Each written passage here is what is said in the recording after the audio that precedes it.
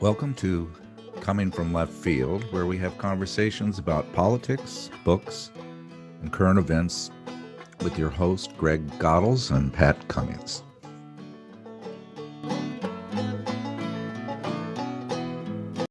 This podcast is called Coming from Left Field, the operative word being left. We support labor rights, workers' protection, progressive taxation, and the use of government policies to address income and wealth inequity. Also include opposition to militarism and imperialism. So how is the left doing? Actually, not very well. Frankly, a dumpster fire, disorganized and under the boot of neoliberalism. What's behind the decline of the U.S. left? Well, let's discuss with our guest today. Well, warm greetings. Glad to have you, Stan, on our podcast today. Well, thanks for having me here. And Stansfield Smith, and I came across you by reading a couple of your articles that you published on the What's the Matter with the New Left. I really liked them, and I emailed Greg, and I said, I'd like to get this guy on our podcast, and he said, I know Stan. I've known Stan for quite a while. Very bright guy. I agree mostly on everything that he says, but yeah, he said let's get him on. So that's why he reached out to you, and that's why you're on our podcast. So tell me a little bit about yourself. You're in Chicago, my old stomping grounds, and you're with the Chicago ALBA Solidarity group. Tell me about that. Yeah, that's the ALBA. The ALBA countries is Cuba, Nicaragua, Venezuela, and Bolivia, and some other countries. They used to also have Ecuador before the right wing took over. Initially, we were the Chicago Committee to Free the Cuban Five, but after they got freed, I figured, well, maybe we should just do more solidarity work with these ALBA countries in Latin America. So that's what I've been working on. And you just got back from Venezuela, Greg told me. Miami. Was in Venezuela last year for the election, and also in Nicaragua last fall. Yeah, and I was just in Miami at the trial of Alex Saab, who's being framed up.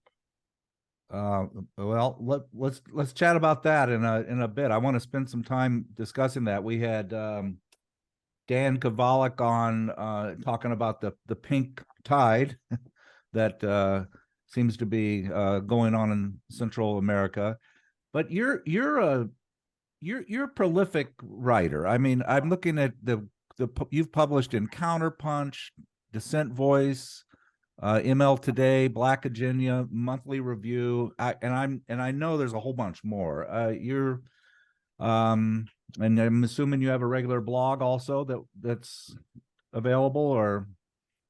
Well, I have my own website, Chicago ALBA Solidarity.org, which is mostly I got it started for publicize our activities. But then I started writing articles also. But some of these places now won't, like CounterPunch, won't publish my stuff.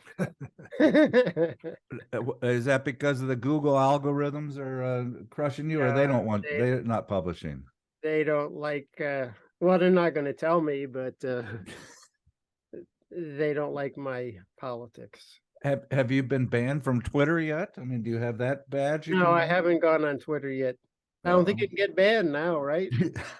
I don't know. It's turned out to be furor that he's not banning people. Good.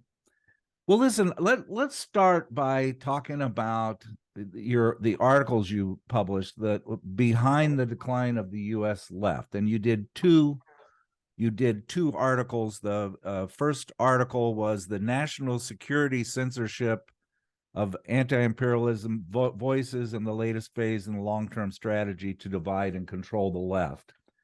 When I do these podcasts, I do a short introduction, and basically the introduction is saying, I'm a proud lefty, but the left is a dumpster fire. It's just not doing very well. And the question is why, and is it something new? Is it a slow process? And you address that in your in your articles. Tell me a little bit about some of your thoughts about that.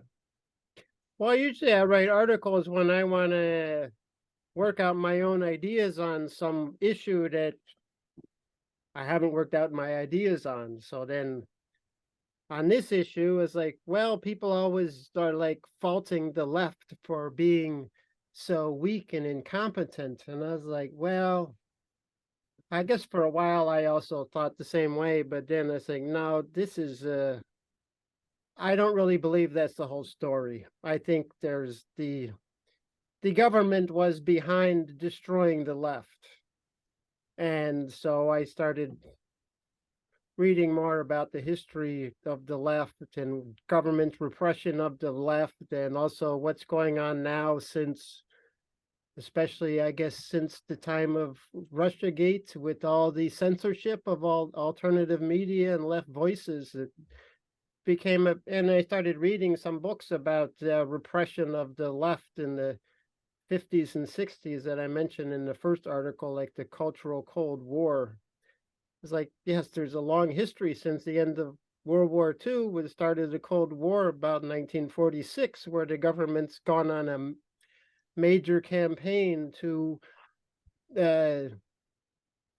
destroy the left as much as it can, and also divide the left as much as it can by supporting the left that's kind of will accommodate itself to the government, like what they call the compatible left. And really the big turning point was the big purges of the left wing from the working class in the late 40s and early 50s. I mean, the left wing exists to be part of the working class. If it's not part of the working class, it's just kind of like floating in a balloon off in space somewhere, not connected to its base. It doesn't really have any base outside of the working class. That's what the left is or should be, has always been. Bill Haywood, Gene Debs, Mother Jones. Yeah, you wouldn't go back then and think of there's some left outside of the working class left. But Right, now, right. yeah, the left is seeing as something outside the working class. So how that basically happened with the what's called the McCarthyite purges that happened before McCarthy really became big figure, but it was a major operation to destroy it, and it has the left has never really recovered from it. Like I think I mentioned 1947 to 1952 in one of the articles that 6.6 million people were investigated by the FBI then. And that's a huge number of people. I mean, that's basically, if you weren't investigated and lose your job or something, you would at least be intimidated not to be pursuing progressive activities. And that's basically what happened. It wasn't until, the civil rights movement started to initiate a new era of popular struggle. But even there, we know how much the FBI was out focused on trying to destroy it with their goal was to make sure there was no black messiah. And that's basically probably, we got rid of any red messiah. Now we'll get rid of a black messiah. And they're still doing that. We had Adam Hochschild on American Midnight.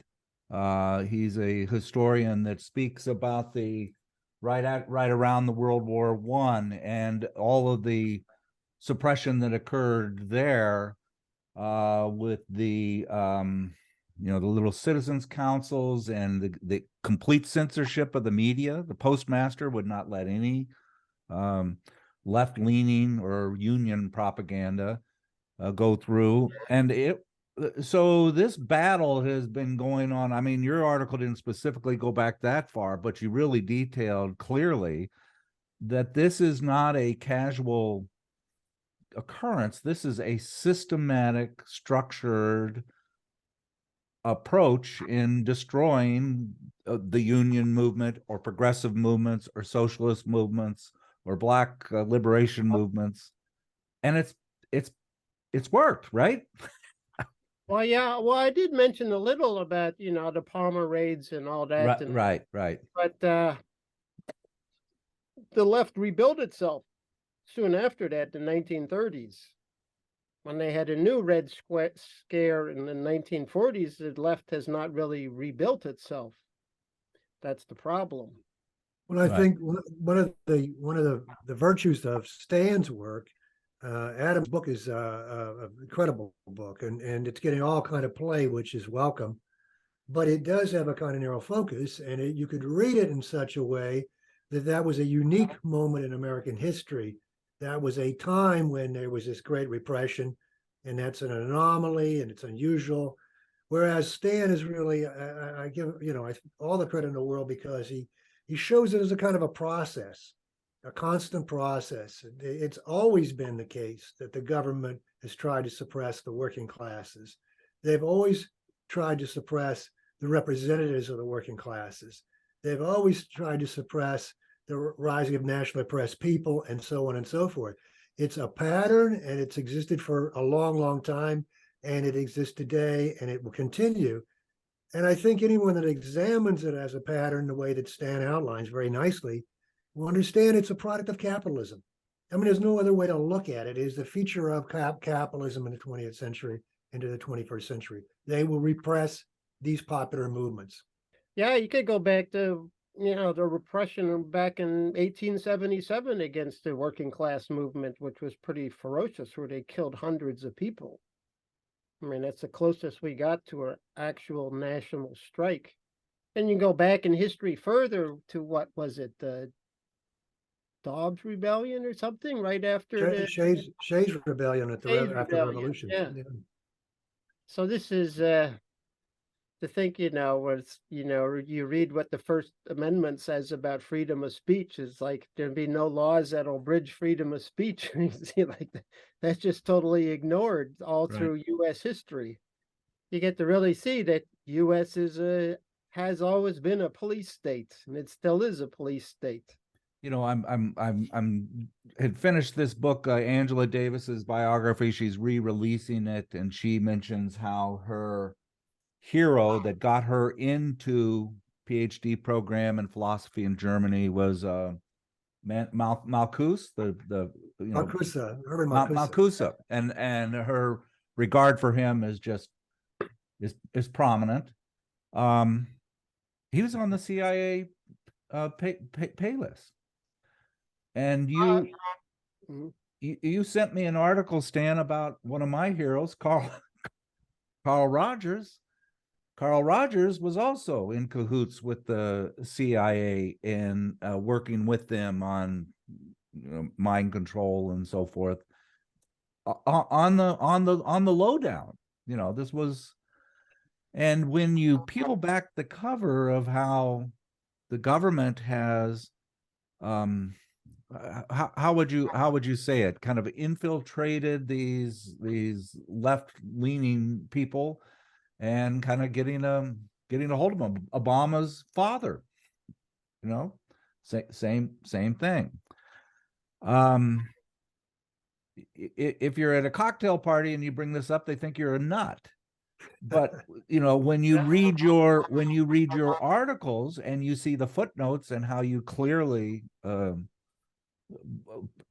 document what's going on, this is not common knowledge, but it should be. Am I relatively correct in portraying your opinions there?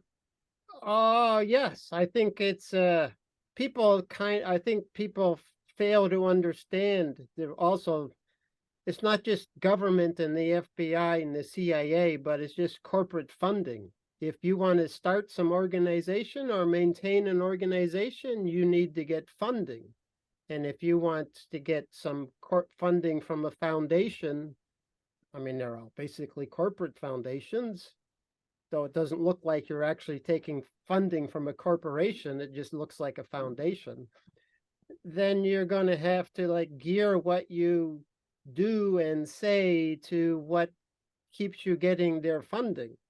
And that's one way, key way in which they control the left here by, if you keep your things within bounds, you'll get funding. If you go out of bounds, we just cut you off. And a good example of that now is Democracy Now, with all the corporate funding they get and how big they've become, and how they basically apologize. I wouldn't say they support you as far, they apologize for it, cover it up, or make it more palatable to people, give people misconceptions about what the US is really doing, like in the Ukraine, or what it was doing in Syria or Libya or Nicaragua. And there's massive foundation funding for all sorts of alternative media websites and newspapers, you know, like In These Times. Yeah, I list a lot in my article that get funding. The Ford Foundation. Right, and Soros, and I don't, there used to be this Tides Foundation. I don't know if it still exists. And then you also have, which kind of surprised me, I would have added something in my article, that some people from these organizations that are funded by corporations sit on the boards of other websites that, you know, to us, they look very good, like what Covert Action Bulletin, whatever it's called now, Covert Action Magazine. I sent them that article and they wouldn't publish it. And I asked them why, and they said they didn't think I substantiated my case, and that I should, some of the board members thought I didn't substantiate my case, and I needed to go into it more.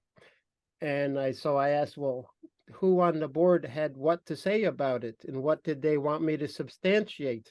I didn't really get an answer, but I went and looked on, well, who's on the board of Covert Action Magazine? And it has one person on the board who works for Democracy Now!, one person on the board who works for NACLA, which is funded by the Rockefeller Brothers Foundation, one person on the board from Pacifica Foundation, which has also been funded by, I put it in my article, I'm not exactly, I forget what, some corporate foundations. So people who work for these organizations, these all, like, you know, NACLA or something, they sit on boards of other organizations and they can control what goes into their articles. A lot of their articles are very good, but then, you can't really see what they're not publishing. Like in CounterPunch, you cannot see what they reject. Right. But from talking to people, I know what kind of people. You'd say they don't publish what I write anymore. Like Glenn Ford said they stopped publishing his stuff soon after Alexander Coburn died. So it's very, it's often very hard to see that how these things are controlled. And you can't really see, like, you look at a good website or a good newspaper, progressive newspaper, you don't see what they're not covering. Then you don't really see what they reject and they don't want to publish. You just see what they do publish, and a lot of it looks good, and you fail to see what they want to keep hidden from you. That's another way in which they control the left or progressive. A virtue of Stan's research is that he follows the old maxim, which is not terribly complicated or theoretical, and that's follow the money. Yeah. You follow the money, but that's not just follow the money when you see the money. It's look for the money when you don't see the money. Look for the nexus, the connections between things, and do they make sense? Do they color the opinions of people who are espousing views and not exposing the connections that are there for their views? And I think he's done a good job of that. And the cultural, what's the name of the book? Stoner Sanders book, Cultural Cold War. Cold War. It's a wonderful, wonderful book it's frightening in terms of what it exposes, in terms of connections, in terms of people being essentially purchased or bought. And we shouldn't go overboard. It doesn't mean they're bought and purchased on everything. There are some things they could say that are quite good. There are Right. some things they can say that give them credibility because they're quite good.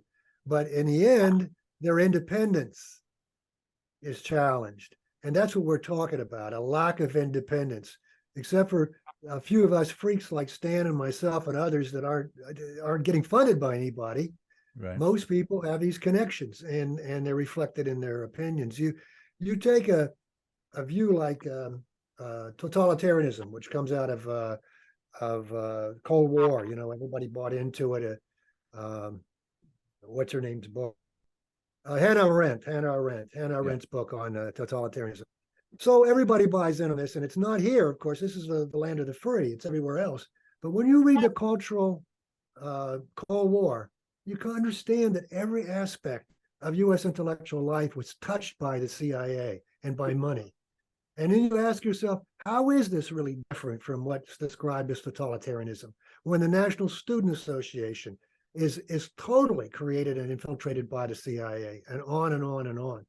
And it's very naive not to see this and not to think of it, and explains why Stan's work is not appearing in more prestigious or more widely known sources like CounterPunch, I think.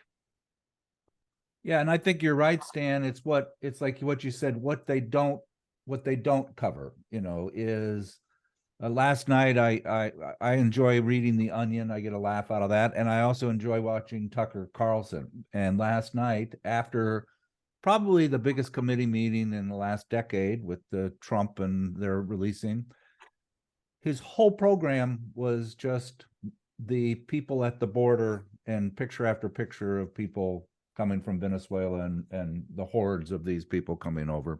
Not one mention of why they might be coming over, but where our policies in Venezuela might have and Honduras might have contributed to this.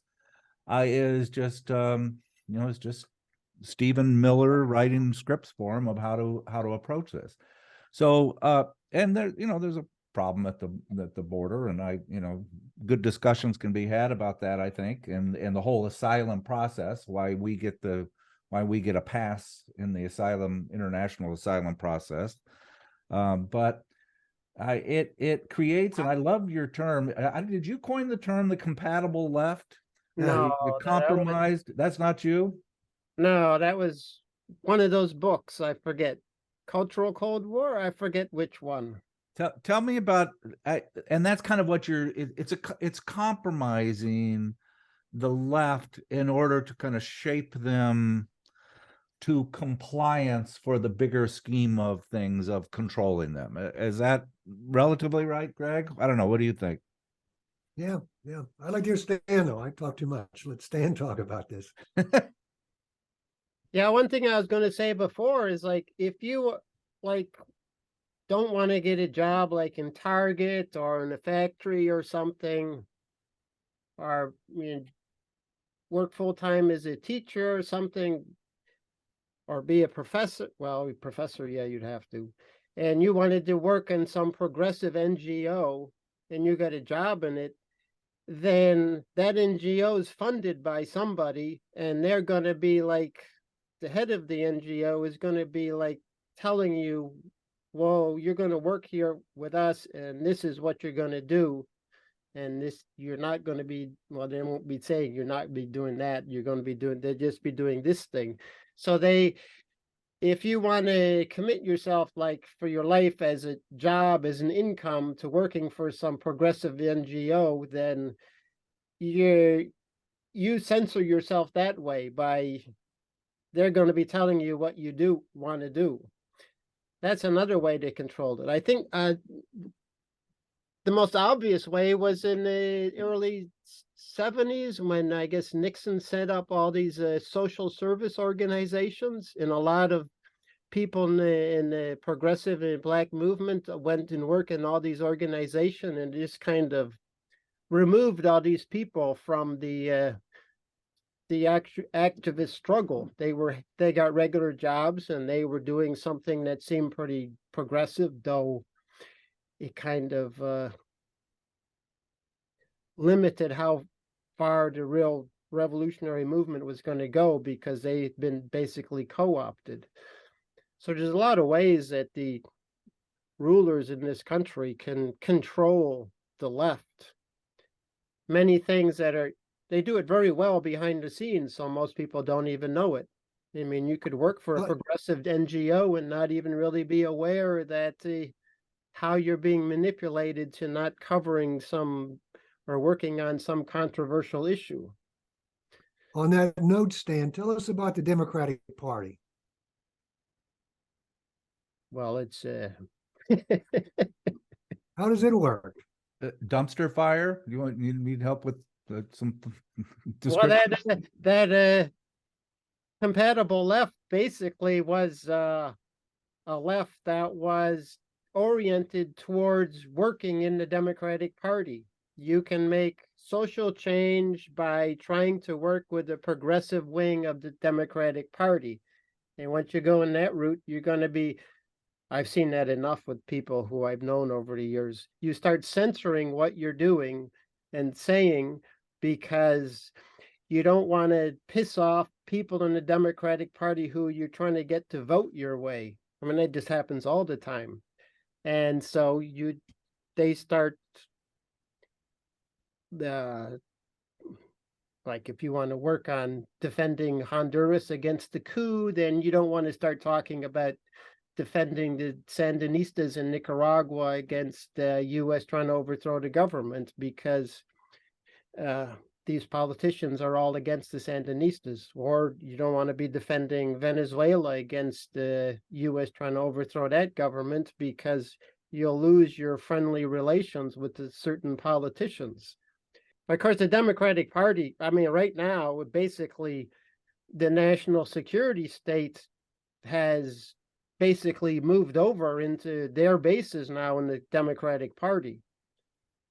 Before, it was basically both Republicans and Democrats, but now when Trump was so critical of a lot of national security state operations, like in the Middle East, condemning the wars in the Middle East, and him meeting with Kim in, I forget his first name now, which one, in North Korea, that really pissed them off. Like, we cannot trust this guy to really get out the national security state programs we have around the world. He also said Putin was okay. And when he was asked once, well, do you believe Putin or the CIA reports about interference? He said, yeah, I believe Putin.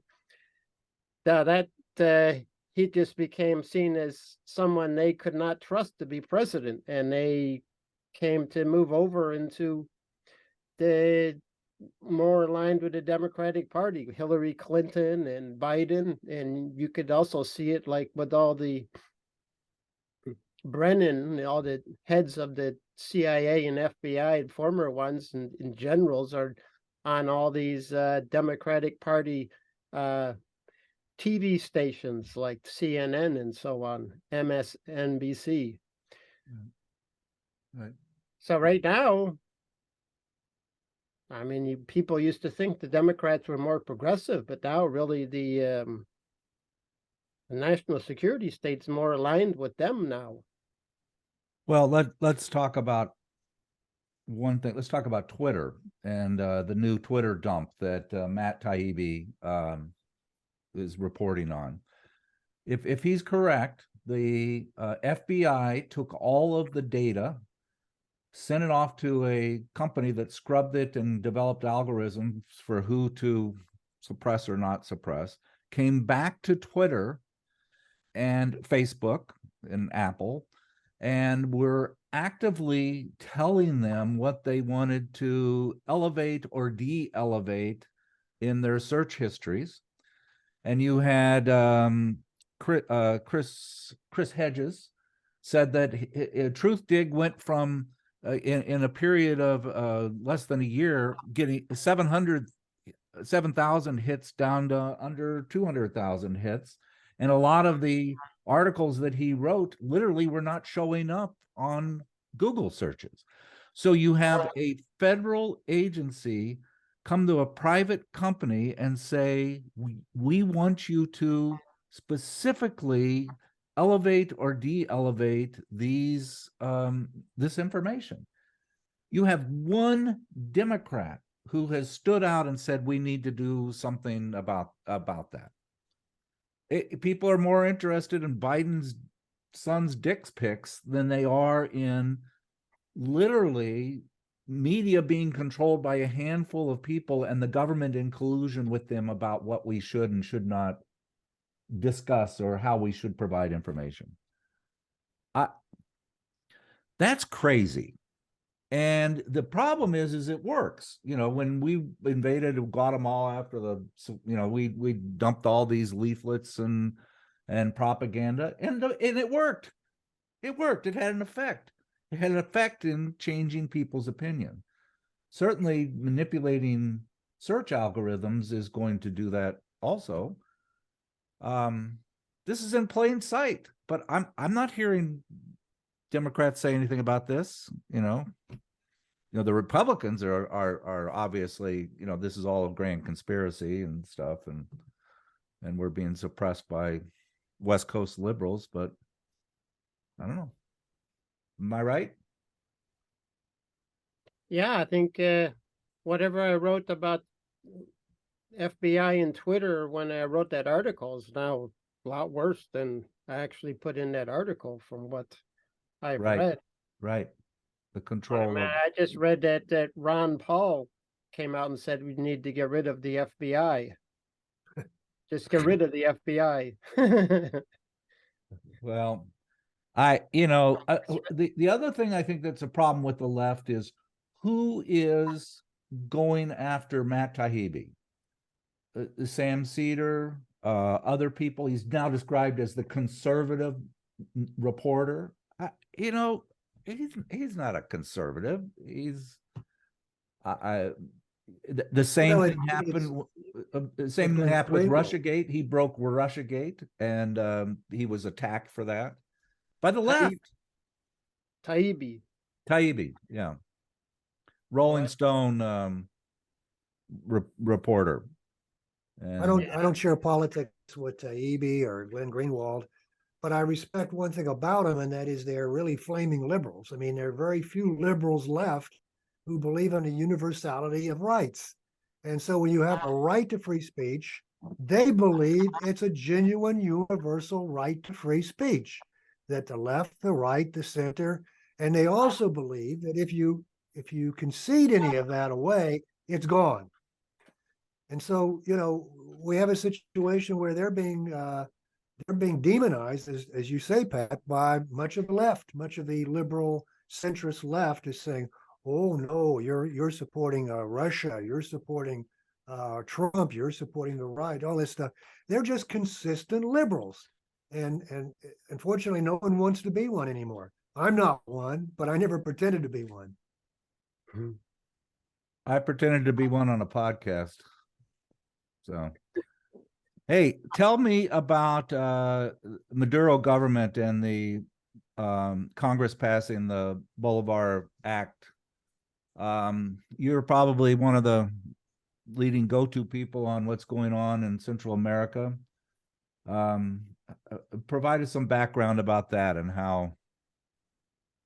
Well, I think there's an issue now in the government about whether, you know, we need to loosen all the blockade that I shouldn't say the U.S. should loosen its blockade on Venezuela, which, I mean, it's not working.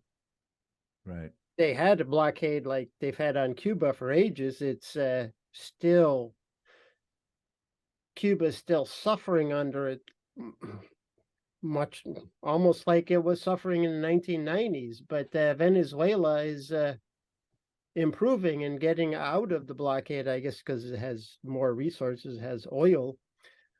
And the U.S. needs to, Europe needs oil, since the U.S. basically said you can't have your oil where you gas from Russia anymore. Right. Now they're in a position where like they're going to get screwed, or they are being screwed. And so there's more pressure on to like let us get more Venezuelan oil. And the U.S. did make some agreement to let Chevron in Venezuela to some extent, not very much, but if they'd be producing oil, I don't think so, no. It would all have to be sold by the Venezuelan government. But there is more pressure on the U.S. government to make some concessions on all the sanctions and blockade on Venezuela. The Senate just voted 100 to nothing, I guess, to say, no, don't do that. I was kind of surprised by that, but it certainly means that I don't think Alex Saab is going to get out of prison, even though the government case against him is just totally bogus, as it's shown in court. Get some background about that. Tell us about that. That's what you Well, just he came was back one from Miami. key Venezuela figure that was finding ways to import food and medicine and gas to Venezuela back 3 years ago, when it was in a really terrible situation. Right. And he was like a key person in finding ways for Venezuela to get around the U.S. blockade. And so the U.S. wanted to nab him and find out how he was doing it. And he's a Venezuelan diplomat, and they still nabbed him and arrested him and had him in prison almost 3 years now. And his trial was hearing now before a judge. It was, can the U.S. He's a diplomat. The U.S. has to release him. You can't arrest and imprison diplomats. That's against Geneva Convention. And the U.S. is trying to keep him in prison. I thought, well, if the U.S. Is going to relent a little on the sanctions and blockade, maybe they would let him go somehow. But if the Senate just voted 100 to nothing, well, I mean, how many people were there? But whoever was there was unanimous to maintain the blockade on Venezuela, then it doesn't seem like they're going to find him guilty of not being a diplomat, even though he's got diplomatic passports. When they arrested him, he had a formal diplomatic mail from Venezuela to Iran, and a letter from the president and another letter from the vice president of Venezuela to the Ayatollah of Iran. I mean, obviously, someone who has that in his suitcase is not just some average guy on an airplane. He's a diplomat. Right. And I don't know what's this.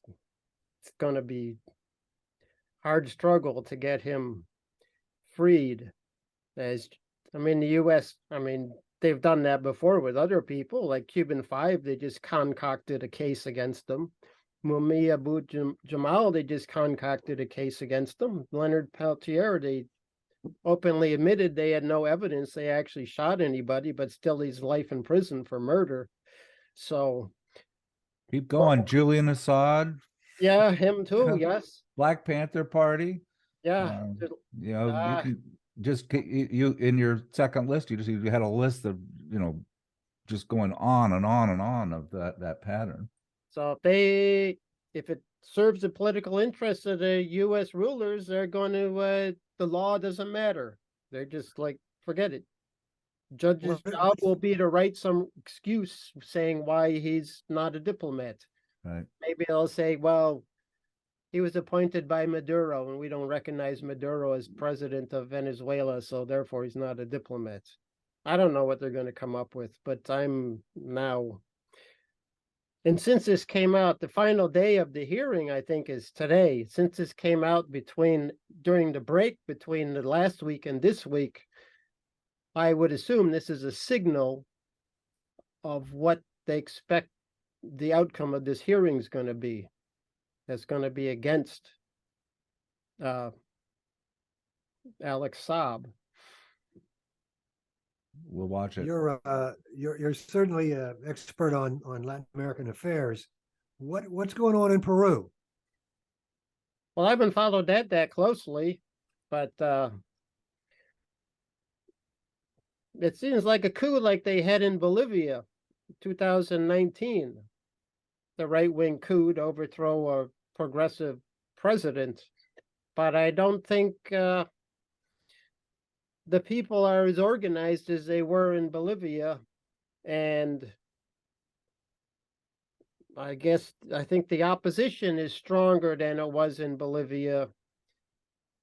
And I don't think the Castillo, the president who was overthrown, I think he made a lot of mistakes, which made his situation worse. So I don't know what will happen there. But it's certainly a threat. In South America, there's only one other right-wing government. That's in Ecuador. Right. It seems like, well, if the U.S. can pull off a right-wing coup in Peru, would all these other governments that say they're progressive, that's pretty telling of what might they be planning in the future. Sure, the U.S. is not, they're going to try to overturn these, of course they're going to be trying to overturn all these governments. That's what they do all the time. How about Colombia? The question there, I think the last I looked at it was whether or not the military was going to kind of stand down. They're pretty strong and independent and not necessarily controllable. Any thoughts that that's going to work out? Well, the U.S. is not going to give up that place. Oh, really? Too many resources? Yeah, and they have 3 U.S. military bases there. The president of Colombia has already said he's be happy to work with U.S. military to help put out fires in the Amazon, which, whatever that. Since when has the U.S. military been firefighters? I don't know. And I think I read recently that the number of political murders this year is higher than it was last year. And even when this Petro's been president. So it's like, I guess it's like in the United States. Well, I'm sure it is, that there's the president and the state that looks like the state that runs the country. And then there's the real military, national security state or deep state that runs the country. Right. It's hard to separate the two. Well, yeah, the real military state, I'm sure, is the one that really runs the country, not unless they have a full revolution and just destroy it, which they haven't had. So I don't know what would happen in Colombia. You know, a lot of these new progressive government, like in Argentina and Chile, and I suppose it's going to be the case in Brazil, they're going to be very limited and very weak. They're not going to be strong anti-imperialist governments. Maybe mildly critical of the United States, but I'm sure they're going to be compromising an awful lot with the U.S. Is that because of the balance of forces in those countries? Yes, that and U.S. military, the U.S. control in those countries is still pretty strong. I mean, if they did, and I guess, I mean, if you're going to have a revolution in your country, you know pretty well what's going to happen to you. The U.S. is going to do to you. They don't invade, and they don't send in some proxy army, and they don't destroy it like Syria. They at least put on a major blockade. So they're faced with that. I mean, well, Cuba had to do that in the 60s. Nicaragua had to do that in the 80s. Venezuela had to do that for since Chavez died. It would just be U.S. plays real serious hardball, and they have a lot of corporate interest there. And a lot of friends, and all their military have basically gone to the School of Americas, so they're all propagandized with the U.S. imperialist point of view, right, on who should be in charge.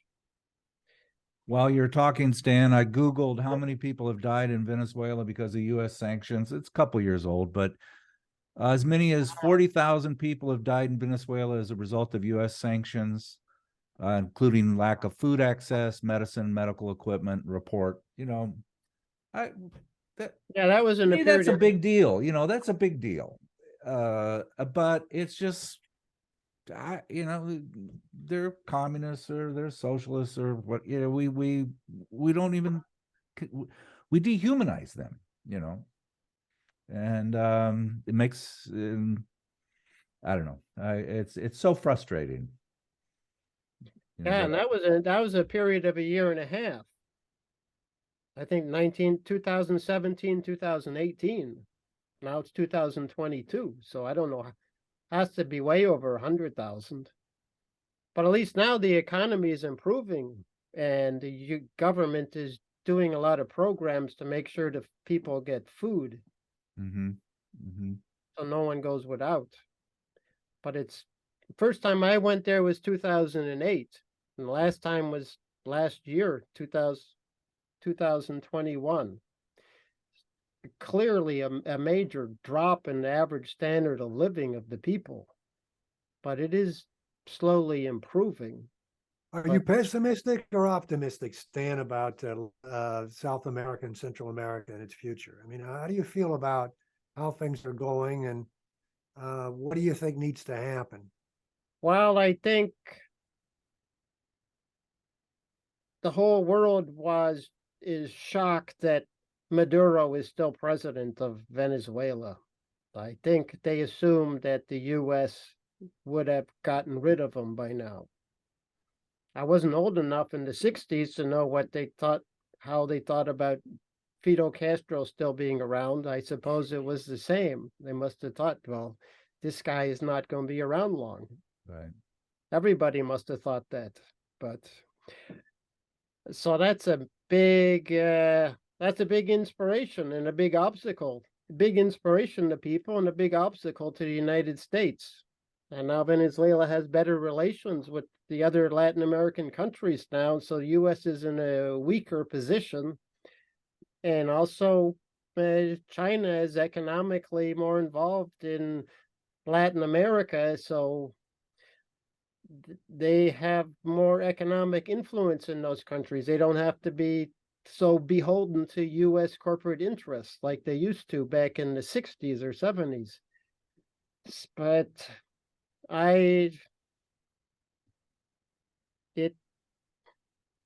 I'm not sure how it'll go. Now the U.S. is like, it's like in the war in the Ukraine. I'm not sure how it's going to go. It's the U.S. still has the possibility of winning, but it's people fighting against it also have a possibility of winning. Depends if anybody makes a big mistake, which I don't know. Did you happen to see Stephen Gowan's article on China and the lifting of the COVID restrictions? His thoughts about that? No. One of his opinions is that the lockdown was necessitated by the fact they just don't have the infrastructure for medical support. As much as they have improved in the quality of life and getting people out of poverty, they spend a fraction of what we spend in our per capita medical expenditures. And they literally just don't have the hospital structures, emergency room, so forth to manage this. So part of the lockdown was the only way they systematically could control the epidemic through that means, and that the pressure to relieve it was by Cook and Apple, and the fact that a lot of our supply chain was being impacted by their lockdown policies. So it was us that kind of pushed them into changing some of these policies, which means there'll be millions of people that will die, but we'll get our iPhones, I guess. Anyway, what do you think about that, Greg? You saw that article, didn't you? Yeah, I saw the article, and I hold Godwin's in the highest regard, and he doesn't speak without some knowledge of what he's talking about, unlike so many people. On the other hand, I don't trust necessarily the Western accounts of what's going on in China, so that I don't know yet. I saw in today's Wall Street Journal that the Chinese have said that there are 2 deaths since they stopped the lockdown, 2 deaths. Now, and they say, oh, well, that's probably not true. There's probably many more, because they cite this crematorium in Beijing that they always go to. I think you got to wait and see. I mean, it's a huge country with complex leadership. We'll see where they go. I mean, we'll see what happens with it. The fact of the matter is, and this is the most apparent thing, we have 1,000,001 or 1,000,002 people who died because of COVID, because we didn't lock down. Because of the lockdown, the last number I saw was 3,000-4,000 in a country of 1.4 billion. So it effectively worked. In my simple worldview, that means it worked. Now, where it's going to go from here? Are they surrendering to Apple? Are they surrendering to the folks in Taiwan? What's it called? The Foxconn? I don't know. But I certainly value whatever Stephen Godwin says. I know he's quite astute, and so we'll see. China is it's kind of an enigma. I mean, I think that's the best way to keep it. We don't have access to much more than propaganda in regard to China. Well, that last time I went there was in 2019, and I've been to Japan and mostly Western Europe, all of Western Europe, and all around the US. But when I went to China in 2019, I thought, wow, this is the first time I've been somewhere where it looks like the US is a third world country. Mm. So I don't know why they say it doesn't have the infrastructure. They have an amazing infrastructure there. Well, he was. But I think a big problem they have in China is that there's a lot of older people are not vaccinated. I mean, I live in a basically right next to Chinatown in Chicago. A lot of Chinese, they don't get vaccinated. They don't want to get vaccinated. That's not what they do. They have their own medicine. They all wear masks. I think the Chinese government's worried a lot of older people are going to die from, since they're not vaccinated. They're starting a big vaccine program now to get them vaccinated, but they don't force anybody to get vaccinated. I don't know if their vaccines are any better than US vaccines, which are not that great. Right.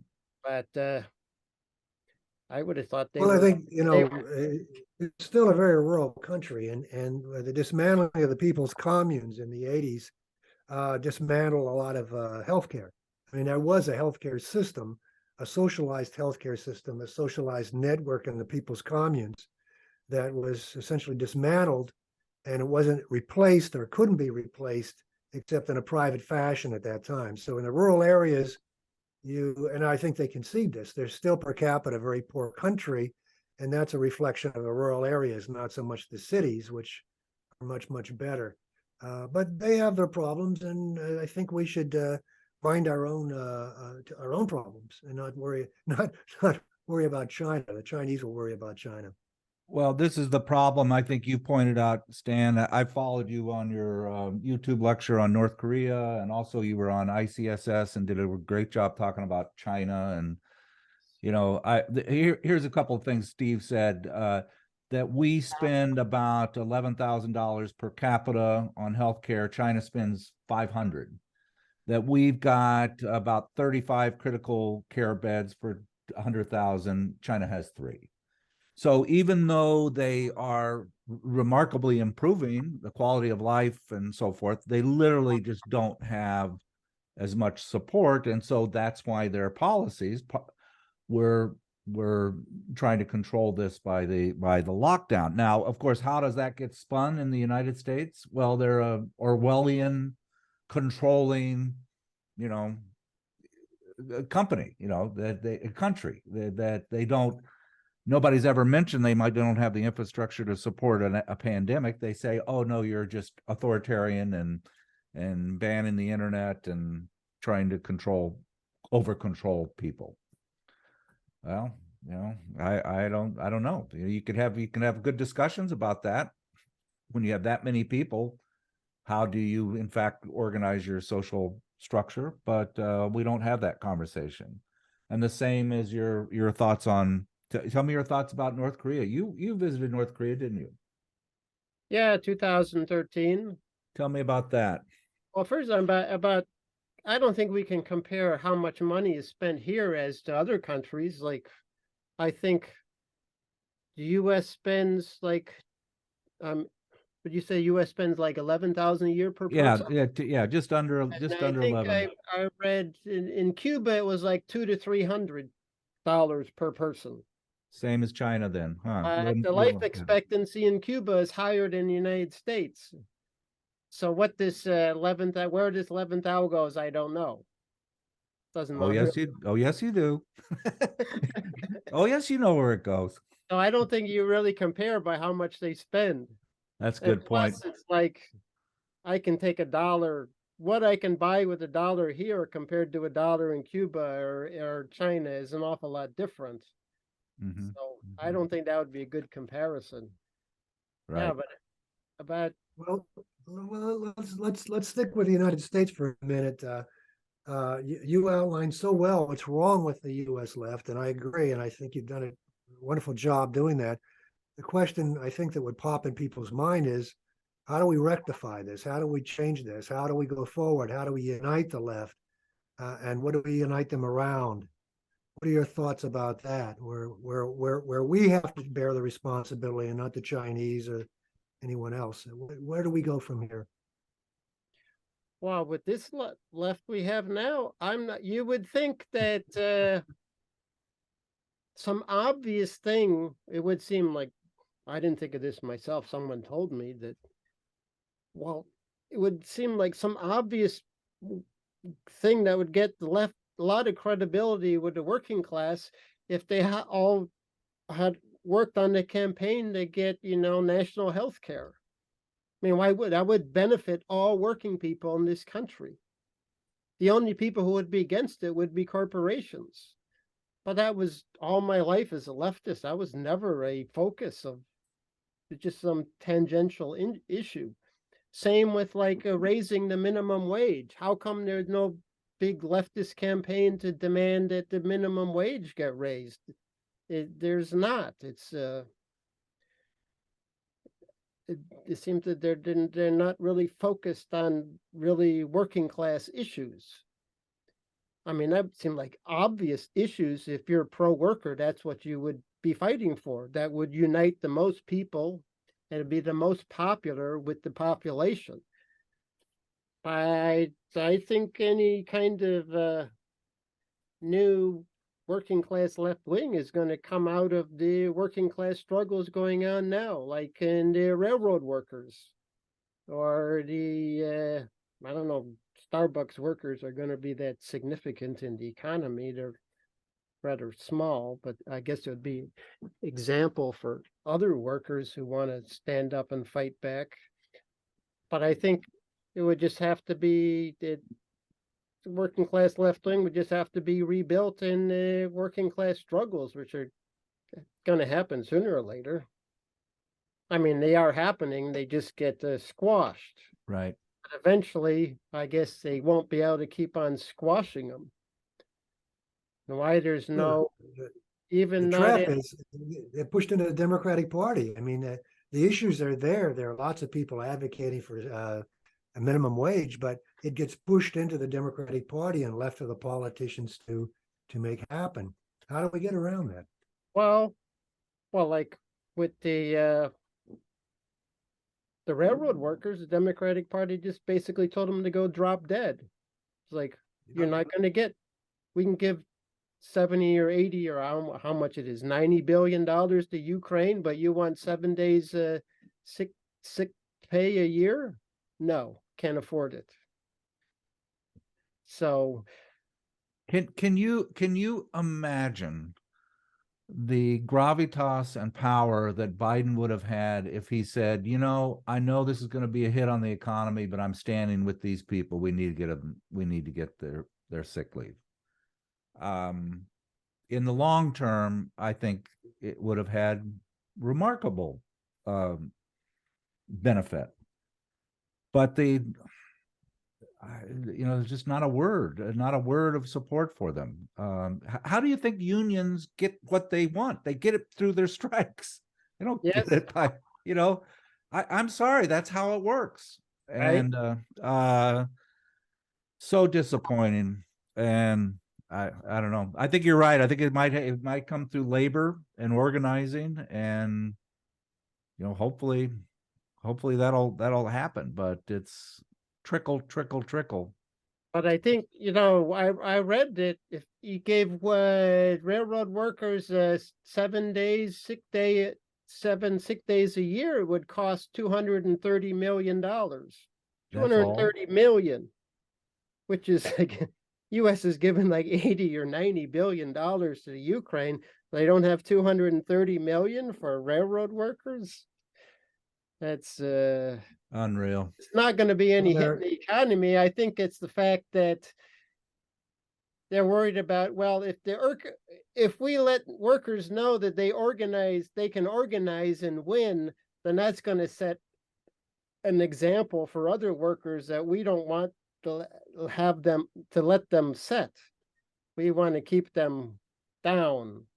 So we don't want to give them anything, even, it doesn't make any economic problem for us. It's just like the example of them striking or fighting and winning is something they'll give other workers an idea. And then what are they going to do if such a thing starts to spread around the country, which sooner or later it's going to spread around the country, because American standard of living is continually going down every year. And eventually it's going to be too much. Stan, we've been about an hour. Boy, you are a breath of fresh air. I'm glad I discovered you, and a little later than Greg discovered you, but you are prolific in your writing and insightful, and I love when you write. You often cite your work, where you get your information from, a lot of footnotes and links that is something I enjoy when I read people. Any new projects that you're doing? Any books in the works? No. No books, huh? I might I did write something about, is the U.S. empire actually in decline or not? I might redo that and make it shorter, so maybe it'll get wider spread, because in my opinion, it's not in decline. Our standard of living of the American people is in decline, but I don't see anything that shows the U.S. empire is in decline. They can beat this war in the Ukraine. They can keep the blockade on Cuba no matter what the rest of the world says, and just blow them off. They can send their ships through the straits between Taiwan and China doesn't do much about it. It's like, it doesn't strike me as it's in decline. At least it's not in decline like it was when it was in decline, in my memory, it was in 74, 75, 76, 77, the end of Vietnam War. It was in a pretty weak position. I don't think U.S. is not in that kind of weak position today as it was in the mid-late 70s. Is that the power of the dollar, do you think? It's just that nobody can, the economics, the stranglehold that we have over people through our financial and the military, no. And the military. We can blow your country to bits, or we can blockade it and reduce everybody basically to like horrible conditions. And then not talk about it. Right. And then, all this compatible left will say, well, this was a humanitarian thing that we did. Right. Which is what they said about the destruction of Libya and Syria. Now total destruction of Ukraine. It's like it's some humanitarian cause we're involved in. Right. Write it. I'll read it. Thanks, Dan. Okay, thank you for having me on. Enjoy Chicago for me. Watch out for the storm, Stan. It's coming. I Yeah, know. I got about a day or so. good. So whatever I got to do, I got to go do it now before it's snow. It'll come to your place too, right? Yeah, no, we live in the Paris of the Appalachians. All right. Goodbye now. Okay, bye. See you, Stan. Hey, Take hey. care. Thanks.